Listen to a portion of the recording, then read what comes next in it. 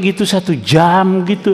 Lo jangan ketawa, Anda mendidik polisi lo, dan Anda harus bertanggung jawab ketika polisi salah dari melayani memberantas narkoba jadi bandar narkoba. Anda yang tanggung jawab, kalian diklat.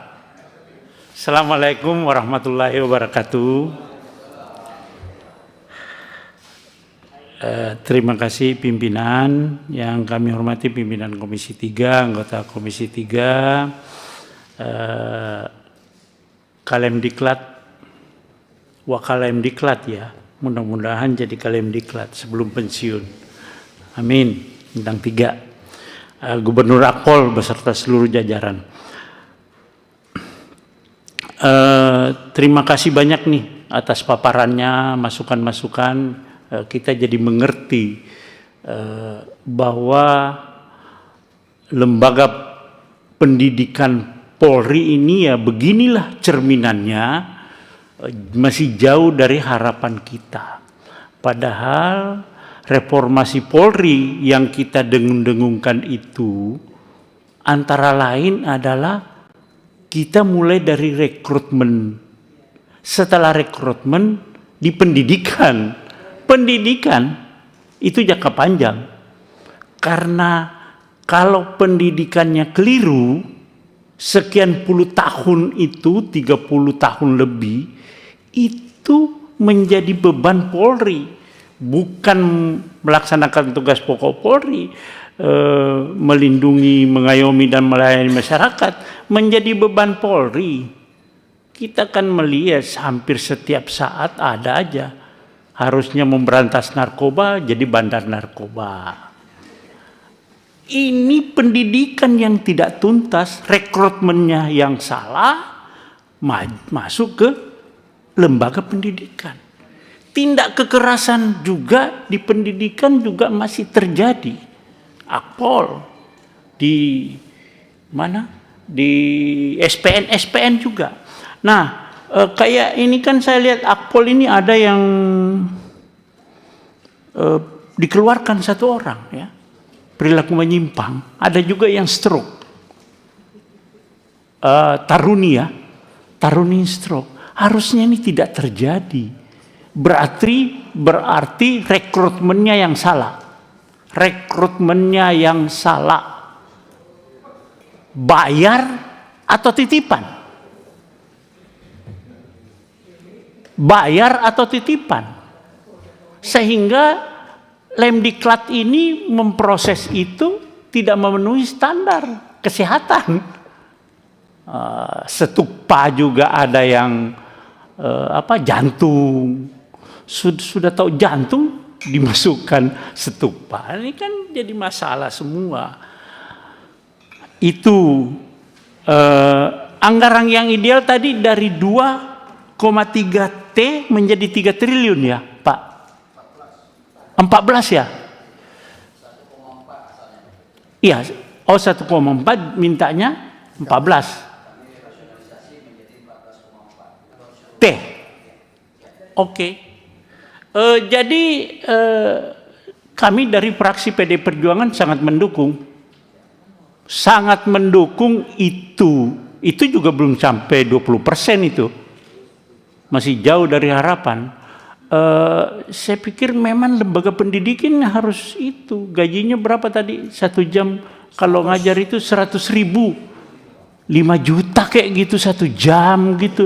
Lo jangan ketawa, Anda mendidik polisi lo, dan Anda harus bertanggung jawab ketika polisi salah dari melayani memberantas narkoba jadi bandar narkoba. Anda yang tanggung jawab, kalian diklat. Tetapi harus anggarannya ditinggikan Pak. Nah ini juga saya mau tanya, berapa orang sih yang bermasalah terus dipindahkan ke Lemdiklat?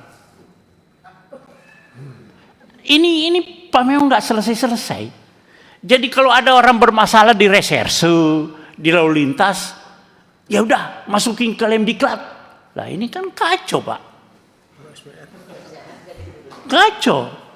Jadi di Lemdiklat itu bukan mengajar, curhat kepada murid-muridnya. Wah, saya itu dizolimi begini. Begitu Pak. Pengalaman Pak. Jadi maksud saya memang saya kira lembaga pendidikan termasuk nanti mudah-mudahan jadi masukan Pak Andirian.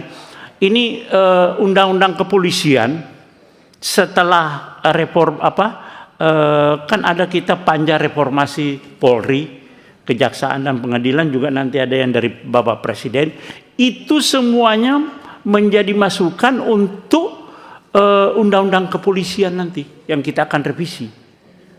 Lembaga pendidikan harus jadi tolak ukur yang betul-betul landasan ke depan.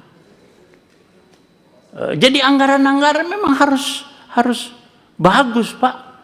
Semangat juga kalau umpamanya 1 jam 5 juta 100.000 ya.